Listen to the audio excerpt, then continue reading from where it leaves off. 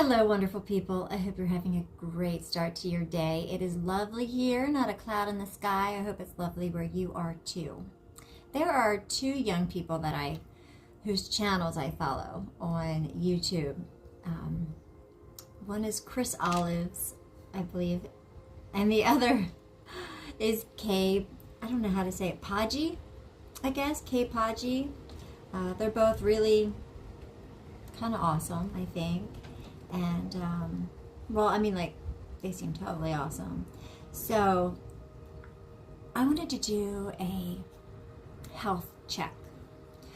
I like to check in occasionally, just make sure that everybody is, following their detox protocols and they're making, time for some real self-care.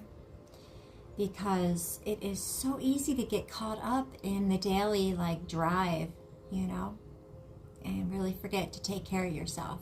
One thing that I've started doing more often is self-massage, specifically the lymphatic draining type of massage. That's something I recommend everybody does as well. But we need to make sure that we're keeping on top of this graphene exposure.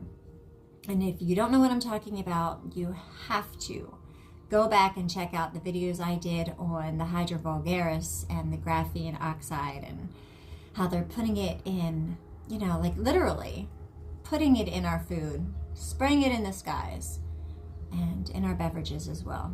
It was recently in the news, there was a recall on soda cans because there was metal fragments inside of them. So, Podgy picked up on the graphene situation, which is great because she has so many more viewers than I do, and she's been covering it. And this last video, I think, is totally worth sharing with you. And let's find out what's going on. And then again, remember the protocols. Make sure that you're taking your EDTA. That's your best bet with vitamin C. You can also use NAC. It's great to have bentonite clay on hand as well, because that'll help with the detoxing. Again, check out those videos. It's really important that we continue our detoxing. We can take a break because we don't want to strip ourselves of, important heavy metals, right? Make sure you're, taking a multi while you're doing this. Anyway, let's check out Kay's video and let's focus a little bit more on our health. When I was a teacher, my motto was health and safety first, followed by a love of learning. So that's what I try to provide for you guys. Safety and health, and I want you guys to enjoy what you're learning about. I don't know if I'm meeting that mark or not, but I try. All right, let's check out Podgy. There's a reason that they've been spraying us and putting certain materials in all of our food and water. I think I know what it is. I'm going to show you this clip, and then I'm going to show you what I think it relates to. And just for the record, I would never hurt myself, and I don't do anything dangerous. Does anybody else wonder why they keep finding hella metal in our food? What I told her is how much metal you have in your body will affect you when this thing happens. It has to do with frequency.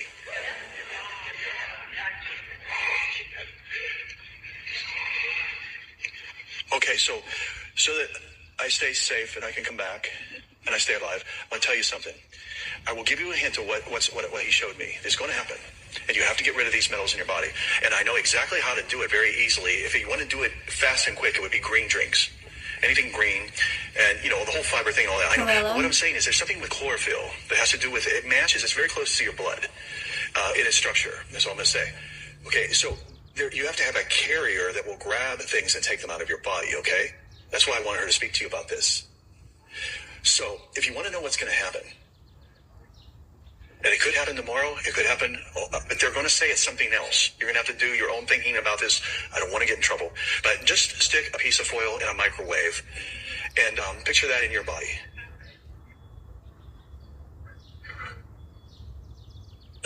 And now you know the devil's planned. Matthew 24, Jesus says that the second coming will be like lightning that comes from the east and shines as far as the west. So it's coming from the sun, so will be the coming of the Son of Man. So the sun also creates coronal mass ejections, which are essentially just northern lights or solar flares.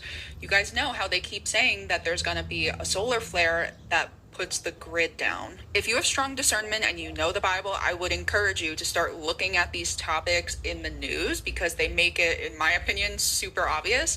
What makes a cannibal coronal mass ejection? Cannibals eat people. God is a consuming fire, and we're supposed to be living sacrifices, right? I've been talking to you guys. I have found like a million reasons that in my mind completely prove that the rapture event, or the second coming, will be a Northern Lights global event. And I think that that will also roll back the scroll of the firmament, just like Isaiah and Revelation say. And I think they're calling it a cannibal CME because when you had to make offerings to God, he would come down and eat them via fire from the sky. So lightning from east to west, right? It's pretty standard for the auroras to create light arcs from east to west in polar regions. So I don't think that it's that far off to think that this could just be a global version. And I have antique science books that say that the northern lights are made of the exact same material as lightning. It's just a version that seeps down from the firmament rather than a concentrated strike like lightning would be. And Jesus says it would be like the days of Noah. And Noah is the agency that watches the northern lights like a hawk. They're obsessed with the auroras. Why would they name it Noah? My antique science books say that the auroras used to be classified as a type of cloud also. In Genesis 9, God said, "This is the sign of the covenant that I make between me and you and every living creature that is with you for all future generations.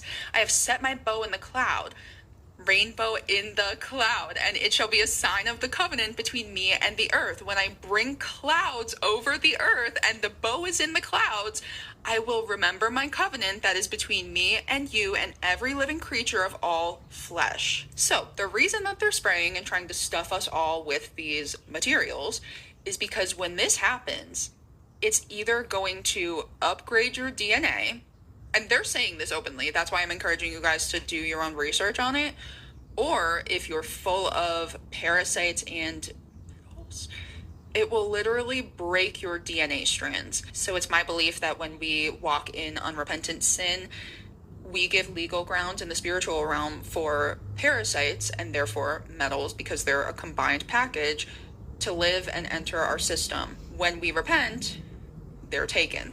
That's my personal belief. So what I think is going to happen, and this is not thus saith the Lord, this is, I think this, people that are full of unrepentant sin and like just walking in lawlessness, their DNA strands, and remember your entire body is made up of DNA, are just going to snap. There will be people who are like upgraded, and that's like the rapture event.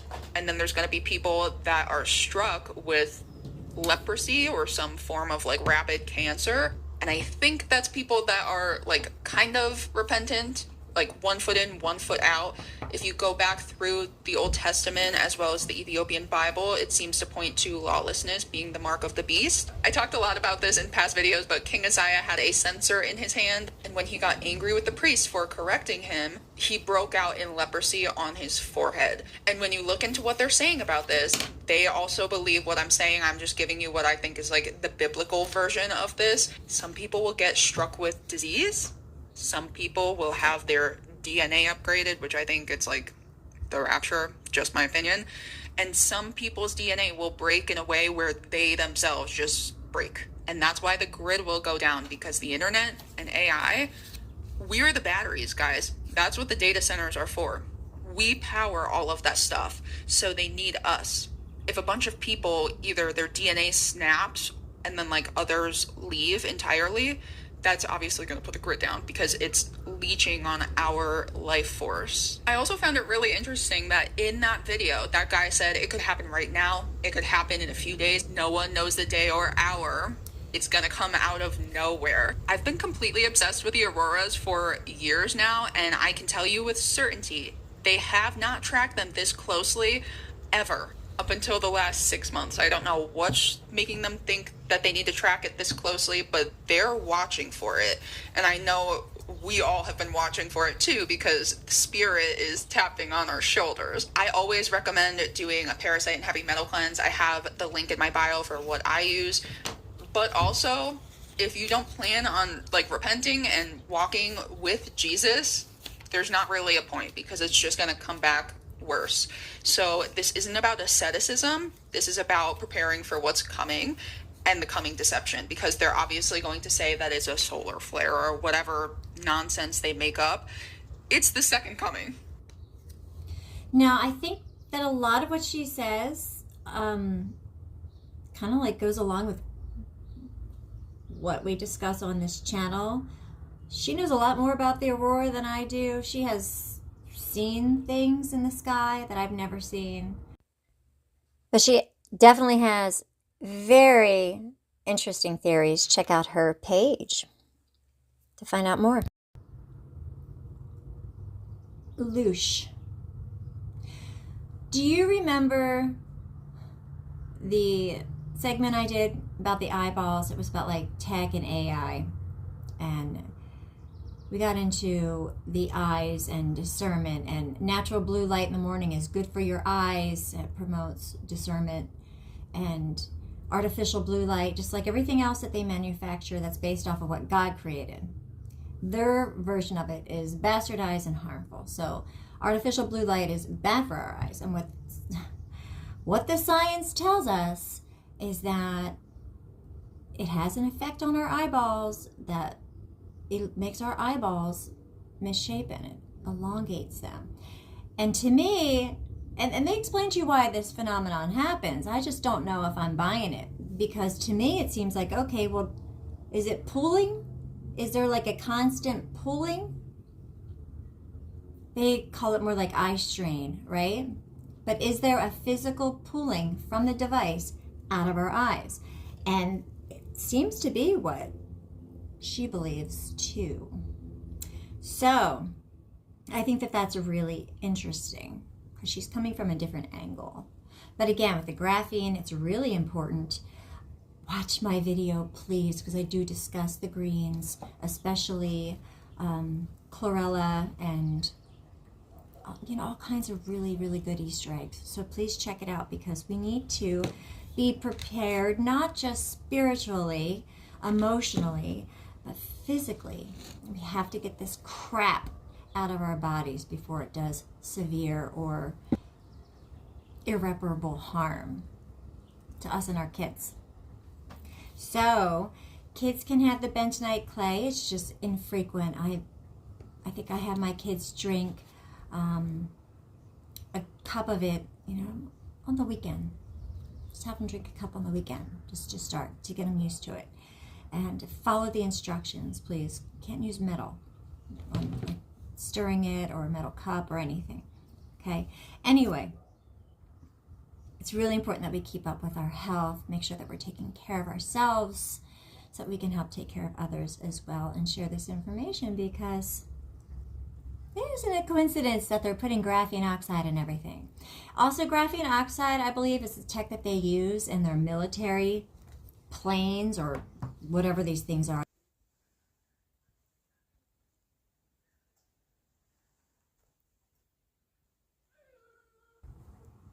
It's graphene oxide. Now, she talks about how it's going to damage the DNA, like break it apart. That's the scene in Prometheus. I keep telling you, like, they're seriously letting us know what their plan is in their movies. He drinks the black goo, it gets into his body, goes straight to his DNA, breaks it apart, and he just crumbles. He just falls apart and dies. That's basically what she said. And we know that there is something highly suspicious about this black goo.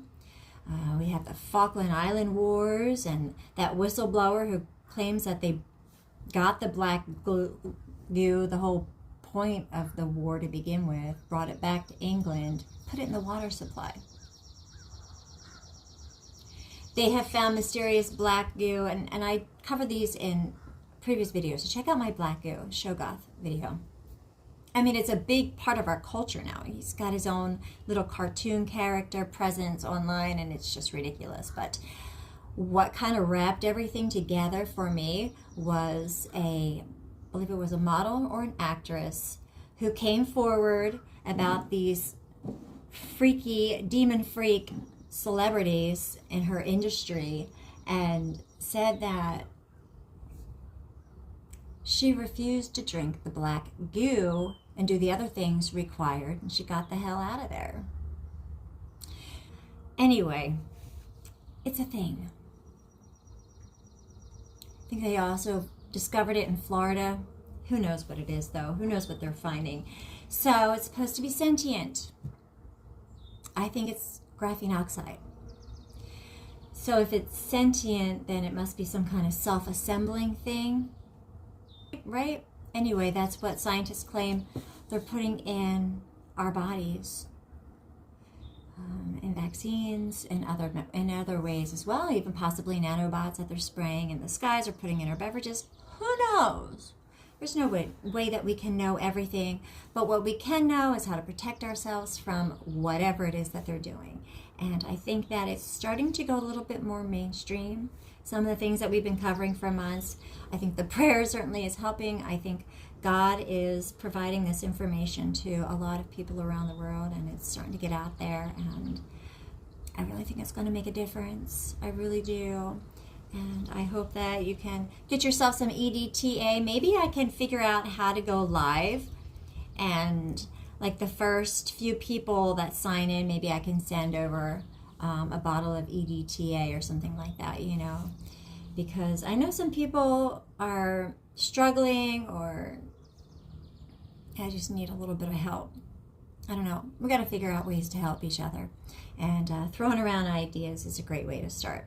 So I hope you have a fantastic day. I hope you take time to take care of yourself. Obviously, take time to spend with God as well, because He is the healer. 5 key principles. Formation. Created when a fluid flows around an object or through an opening, causing it to rotate. Mechanisms leading to vortex formation. Shear flow. Instability. Conservation of angular momentum. Conservation of mass and energy. Vortex dynamics are governed by fundamental physics laws, notably the conservation of mass and energy. These principles ensure that as fluid moves within a vortex, no mass is created or destroyed. It merely transforms one state to another. Continuity equation. Energy conservation. The role of circulation. Do you remember learning about any of this in regards to human anatomy and the heart? Of course not. They don't want us to know. Well, what don't they want us to know? The fact that our hearts emit energy outwards up to 6 feet. 6 feet. Well, that sounds familiar. So if they're having us stand 6 feet away, that's just outside of the energy field. And what does that energy field do?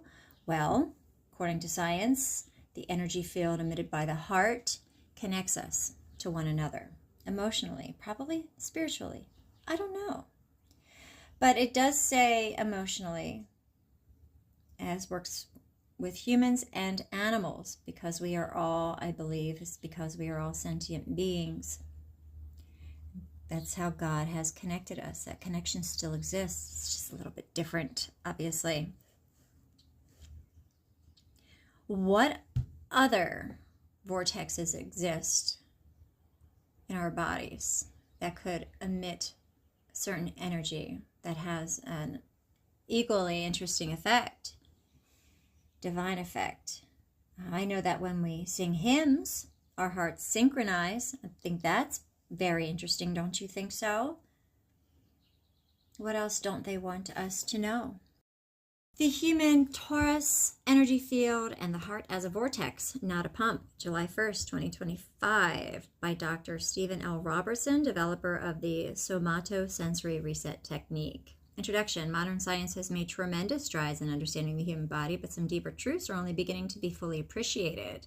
One such truth concerns the torus energy field, also known as the dielectric field that surrounds every living organism, and particularly the human body. Central to this field is the heart, which recent research suggests is not merely a mechanical pump, but rather a dynamic electromagnetic vortex. These insights have been explored by institutions like the HeartMath Institute, which has extensively studied the electrical and energetic dynamics of the human heart. What is the toroidal energy field?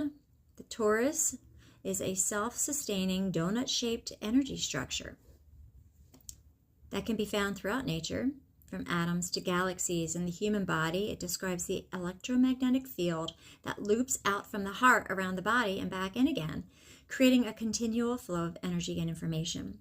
The toroidal shape isn't just theoretical, it has been measured and visualized in scientific settings. The HeartMath Institute has demonstrated that the heart emits the most powerful, rhythmic, electromagnetic field in the body. So that suggests that there are others. This field can be detected up to 3 to 6 feet away from the body. So if you're a minimum of 6 feet, you might not be able to, your body might not be able to sync or interact, I guess. Your energy fields won't interact with others, and you won't have that bond, right? They don't want us to be bonded, and I think that a lot of people still practice at 6 feet, so it's really quite a successful psyop in so many different ways.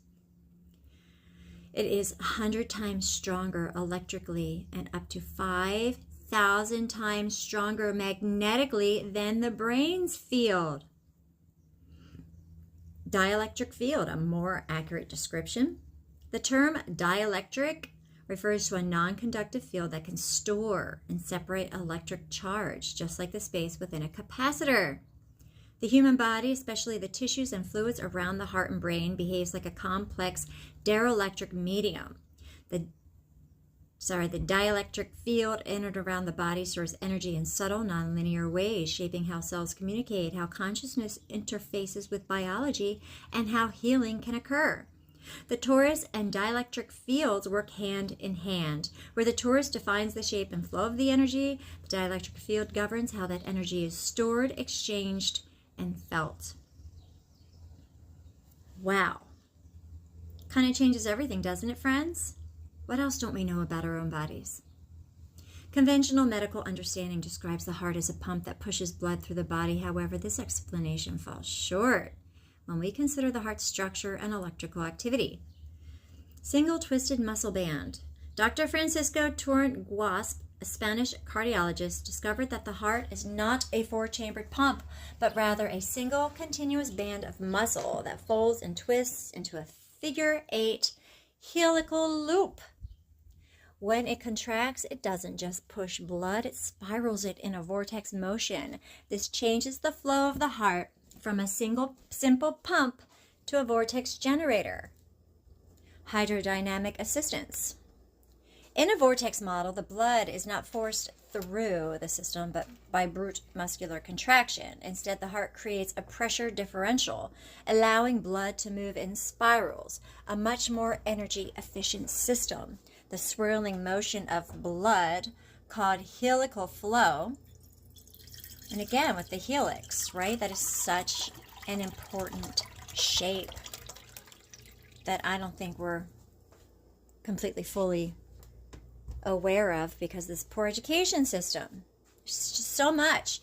The swirling motion of blood, called helical flow, has been observed through advanced imaging techniques like Doppler ultrasound and MRI. Heart's electromagnetic dominance. The HeartMath Institute has provided groundbreaking data showing that the heart generates more electrical power than any other organ. To summarize, electric output, the heart's electrical field is 100 times stronger than the brain's. Magnetic field, the heart's magnetic field is up to 5,000 times more powerful than the brain's. Neural network, the heart contains its own complex nervous system, often called the heart brain, with over 40,000 neurons. The electrical dominance supports the idea that the heart acts as a coordinating center for the body's energy systems, modulating brain waves, emotional states, and even interpersonal energy exchange. So how important is heart health? How important is eye health? Do you think people would take their their health more seriously if they knew the truth? So if you're not taking care of your heart, think about that. If you're not taking care of the center for the body's energy systems, it can disrupt brain waves, emotional states, interpersonal energy exchange. You ever be around somebody who's got super bad vibes? Well, that could be the energy coming from their heart. And I'm sure that there's other ways to corrupt it other than, you know, eating processed fried foods all the time. But there's spiritual ways that negatively affect your heart's energy too. I bet you. The implication of heart-centered living, because the heart sits at the center of the body's toroidal field, emotional states directly affect the coherence and quality of this energy field. And bam, there you go. Coherent emotions like love, gratitude, and compassion produce smoother, more harmonious rhythms in the heart's electrical output, while incoherent emotions like anger and fear disrupt this pattern. And, you know, they want us in a constant state of fear. Think about the news. Like, what's with the uptick in mass shootings lately? Just saw another one today. Like, enough. My goodness. Can't even watch the news anymore if you want to live a healthy life. You got to stay away from that stuff. I have to be more careful about how I present information to you as well. I try to make sure that we stay away from any of that negative emotional feelings, because it has a lot more effects on us than we are aware of. So, pretty incredible stuff, huh? Pretty incredible stuff. Goes into here. Let's see. The HeartMath Institute heart rate variability, HRV studies show that emotional coherence leads to physiological coherence, impacting everything from digestion to immune function to hormonal balance. And this is all because of your heart. Isn't that incredible? It is just mind-boggling. The torus energy field around the human body is shaped and powered largely by the electromagnetic activity of the heart. The heart is not a mechanical pump, but a helical vortex generator, composed of a single spiraling muscle. The heart's electrical and magnetic fields are exponentially stronger than those of the brain, suggesting it plays a central role in human energy physiology. The HeartMath Institute has provided clear evidence that heart rhythms influence the entire body, including brain function, and that emotional coherence improves overall well-being. And there you go. You have your references. What I want to know is helical vortex generator. I want to know how they can steal this energy. Because the energy says it goes out and comes back in. What if they're taking it so it doesn't come back in? Is that a possibility? I have no idea. And what's going on with our eyes? Are they pulling something out of our eyes, and that's why our eyes are elongating? Be using devices for too long? I don't know, guys. But I think that they're pretty decent theories worth exploring. So I'm going to dive a little bit deeper into our heart vortex and the energy it emits, and whether or not these demon freaks are stealing and storing our energy, which supposedly they call loosh. Please let me know what you think. I would love to hear your thoughts on this issue. You take care of yourself, and look for an upcoming video on heart health. Recent progress in human body energy harvesting for smart bioelectronic system. And this was May 2021.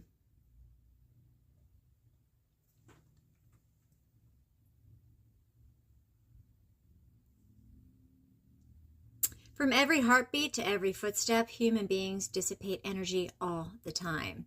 Researchers are trying to harvest energy from the human body and converted into electricity, which can be supplied to electronic medical devices closely related to human health. Oh, I'm sure it can be supplied to other things as well, don't you think?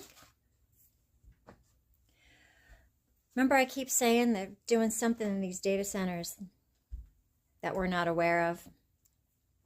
Weird sounds, weird smells, huge amounts of water and electricity. Such an energy recycling forum is currently a research hotspot in the fields of energy harvesting and bioelectronics. This review firstly summarizes the distribution and characteristics of 3 primary energy sources contained in the human body, including thermal energy, chemical energy, and mechanical energy. Afterwards, the applicable energy harvesting technologies and corresponding working mechanisms for different energy sources are introduced. Some typical demos and practical applications of each type of human body energy harvesting technology are also presented. Specifically, the advantages and critical issues of different energy harvesting technologies are summarized, and corresponding promising solutions are also provided.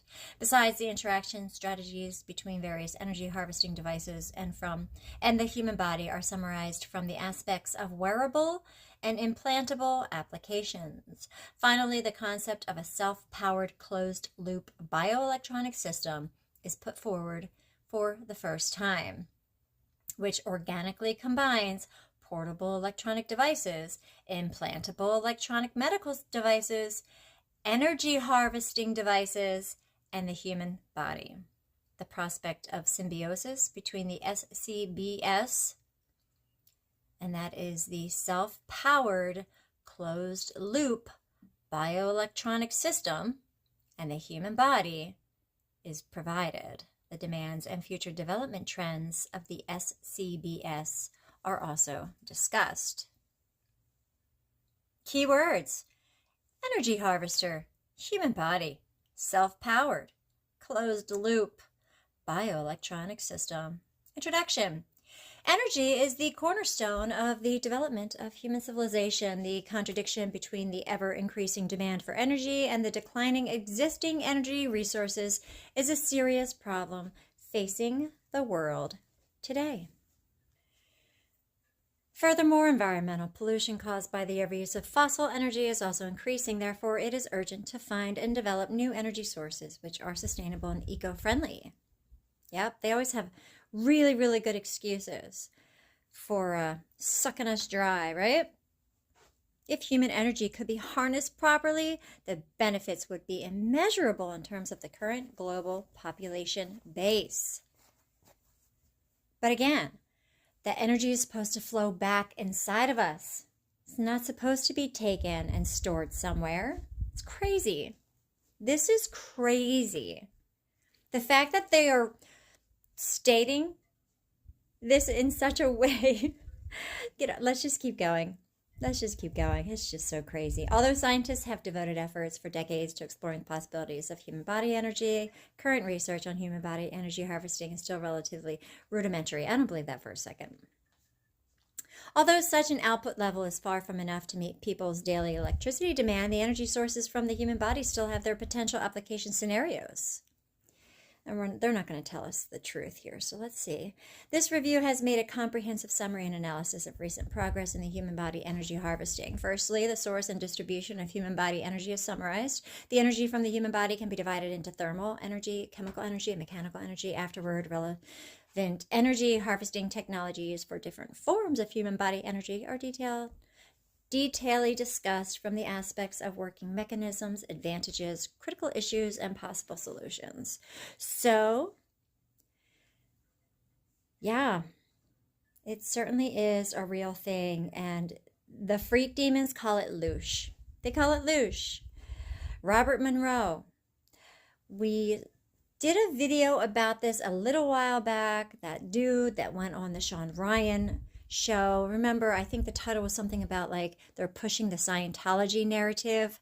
So he's basically saying that, you know, there's like these beings that are stealing our loosh and storing it in the moon or storing it in spaceships or whatever, right? That's basically Scientology. Like, sucked up our souls and the soul catchers.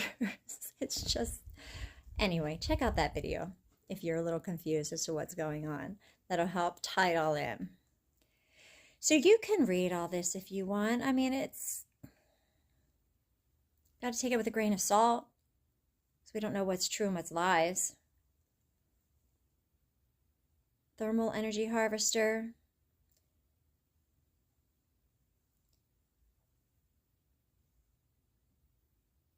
It's just really pretty insane technology.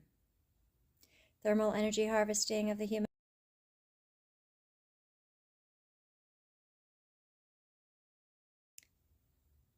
Uatao reported a flexible, fully perspiration-powered electronic skin. Ew. But we need to know that the patents exist, the science supposedly exists, supposedly it's all real. Now, some people call loosh the negative energy. Now here, this is dated in 23. Faith is the absence of loosh. Faith is the refusal to wallow in its addiction. The progression of faithfulness itself involves a deliberate abstention from a specific set of logical conditions. This broaches the question, what therefore is loosh? Now they're claiming it is the intoxicating energy extracted from an ignorant, abused, and captive source. That source is us. It acts as a kind of spiritual tax drawn from the visceral suffering of innocent victims and paid out to a hierarchy of sycophants. This energy fuels a spiritual madness in its abusers, numbing and blinding them to their own encroaching darkness. So, that's one theory. Oh, they had to say something about Rome. I have to go back. Okay. I maintain a skeptical stance. I rooted in epoch rather than a cynicism regarding the figure of the Apostle Paul. I find it challenging to accept a non-verifiable miraculous conversion as sufficient qualification for assuming authority over a movement that one, up until recently, had violently and vehemently oppressed. Such occurrences serve to raise questions about the introduction of agency. The primary responsibility of ethical skepticism is, of course, to question the presence of agency, and the Roman Empire serves as an archetypal example of such influence. However, within Paul's letter to the Hebrews, one statement resonates with me as articulated in Hebrews 11:1. Faith is the substance of things hoped for, the evidence of things not seen. It is noteworthy that the online etymology dictionary traces the term faith to its 14th century origin, defining it as the assent of the mind to the truth of a statement, principle for which there is incomplete evidence. One could also contend that this is the definition of belief, in contrast to understanding. And if that were the case, if only those who didn't have God's protection were being drained of this loosh, that would be like good news for Christians, right? That would be good news for all of us. Say all we have to do is put our faith in God and that'll protect us. But I don't know if that's the case. I mean, this might just be something that happens in the physical realm that is just something that we're going to have to deal with now. Robert Monroe. They're saying it's emotional energy too.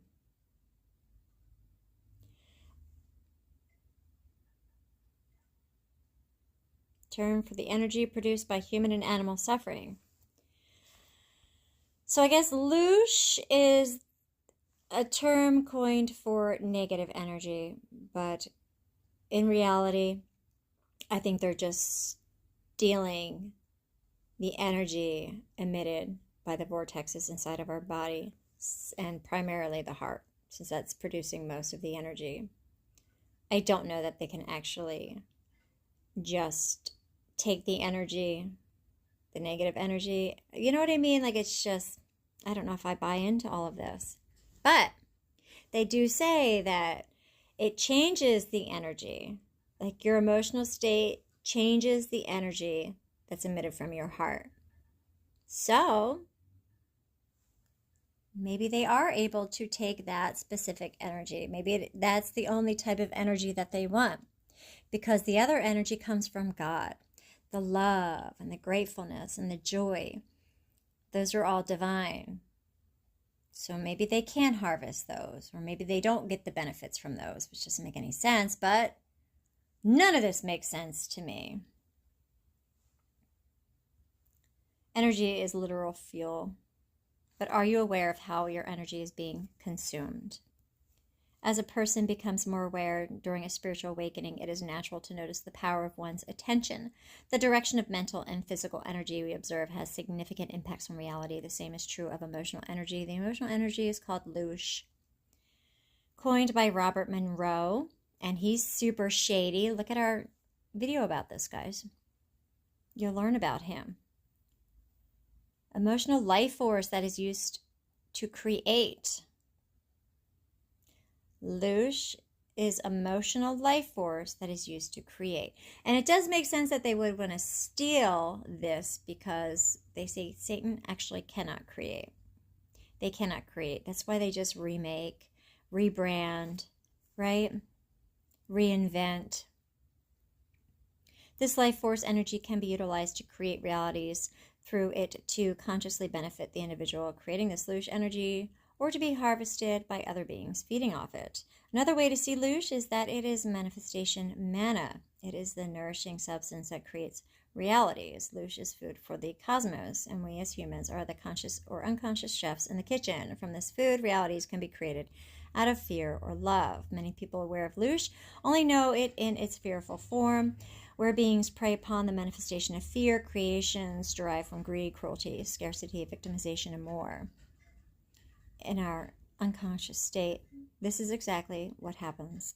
In our unconscious state, we give away our creative life force energy. You may have experienced this, feeling emotionally exhausted after a conversation with a person in a fearful mind state. Yeah, I definitely have a family member like that. It's like, used to be kind of painful to be around them because they were just so negative all the time. I actually had to eventually just pull away from them completely. You may notice that, remember, we have to pray for those people. You may notice that person feels better after the conversation because they used your loosh, your life force energy, to bring themselves into another state. Maybe, I don't know. On a cosmic level, this happens when beings provoke and then harvest loosh from our fearful states. Additionally, these beings desire specific fearful emotions, such like a favorite dish on a menu. What? Additionally, these beings desire specific fearful emotions, like a favorite dish on a menu. Really? That's gross. They provoke and inflame the desired emotions so they can feed off of them. I don't know about this, you guys. I don't know. I can't verify this to be true. The anatomy. Emotion is energy in motion, and loosh is that energy in motion. The first and original form of loosh exists outside of our dimension and outside of our earth realm. Monroe called it prime energy because it is the original source of energy that all other forms of energy come from and all other forms of emotion come from. Now, there are flaws in that statement alone. Where to begin? Prime energy. The original source of energy. Well, that would be God, the creator. All other forms of energy come from. No, that's not true. All other forms of emotion come from. No. We know that hate and those certain energies like fear, right? Like we can hate things, but like the hate of other humans, fear, etc., that does not come from God. So there's a lie right there. When loosh is in its prime energy form, it is pure life force. It is pure creative essence that we call love. Okay, so before loosh is fed off of or turns into a negative emotion, it is simply the prime energy or love. Loosh is emotional sustenance, no different than how we need physical food to nourish our physical body. Loosh is energetic food to nourish ourselves. I don't know about this. It's very strange. This is the deepest secret in all of esoterica. Really, that emotions are sustenance. That's gross, you guys. That's really gross. You're going to manipulate people for this energy, this negative energy. What? Losers. Everything is done for the purpose of loosh. When you don't know why something senseless and cruel is happening, or you think it is all just greed, the deeper meaning behind it, oh, come on, you guys. Come on. This is crazy. I know this energy exists. I know that there's a difference between loving energy and fearful energy. But the rest of this stuff that Monroe teaches, first of all, I think he gets his information from the devil. I think he is in the occult. I think that there is mostly lies in what he has to say. I think loosh is a dumb term. And they're probably going to have to rebrand it soon because it just sounds so stupid. We are meant to learn how to do this as well at our dimension of reality, but the current state of energy exchange is not symbiotic. It is done through an emotional supply chain that you can think of like a hyper-dimensional narcissist. Monroe documented this form of loosh as escape velocity. Escape velocity is the fuel-loving energy that propels a being out of the thick and heavy density of the karmic wheel of samsara to end the reincarnation cycle, which keeps us in spiritual amnesia. One must use loosh in its highest form to escape. Okay, so that's their excuse of why they're stealing people's loosh. Again, we exist as creator beings, creating from our very core, our loosh. That loosh is food. For fear to love, it can fuel us into higher states of being or fuel aliens in their own creative endeavors. The pure life force energy of love can be downgraded and manipulated into other states. I doubt that. I doubt that. This is when it becomes fuel for other beings to consume. I doubt like real love can be manipulated. I feel like that's divine and can't be messed with. But what do I know? How loosh gets converted. Now when loosh gets converted into a negative form that is fed off of, I want you to imagine this process like you are grilling a vegetable. You see how you are preparing it in this way so that it is going to taste a specific way. That is the same as what I'm saying when our loosh is being converted to a negative form to be fed off, to feed off. Our primary energy or life force is prepared in a certain way. This is really gross, the way that this is written. It's so cannibalistic, isn't it? Strong desire or strong intention, that is not negative. Desire and intention are not negative. They come from our higher self. Really, certain desires are very negative. Certain intentions are very negative. It is absolutely normal to experience negative emotion. Please do not suppress your emotions. Please, it's completely normal to experience fear and anger and hate. Please don't suppress that. We need that. The second way we emit loosh is not by our own innocent lack of awareness. The second way is by being intentionally manipulated to prepare our energy into a negative state so that our loosh can be funneled into creating chaos, trauma, and distress. This is also demonstrated in the occult phrase, order out of chaos. The second way loosh is harvested is when the powers that were choose to manipulate life force energy into negative states for an outcome of intentionally manifesting these fearful realities. These kinds of manipulations have perpetuated over time, bringing us into lower vibration timelines, shutting us out from the light as we become more resonant with fear and subject to control rather than rising into our higher state of loving creator beings. That, I actually kind of see truth in that. I do believe in like energy vampirism and that kind of stuff. I do believe that like witches can manipulate people, steal certain life forces. I really do believe in this. But and there it actually talks about energy vampirism. But a lot of this I think Robert Monroe, yeah, no thank you. No thank you. What do you think? Do you think all of this is real? Do you think any of this is real? None of it? Some of it? What parts? What do you think about this loosh stuff? What do you think? Pretty interesting stuff, isn't it? Or do you think it's just science fiction? I know what's not science fiction. Brothers and sisters, whatever is true, whatever is noble, whatever is right, whatever is pure, whatever is lovely, whatever is admirable, if anything is excellent or praiseworthy, think about such things. Philippians 4:8. John 1:5. The light shines in the darkness, and the darkness has not overcome it.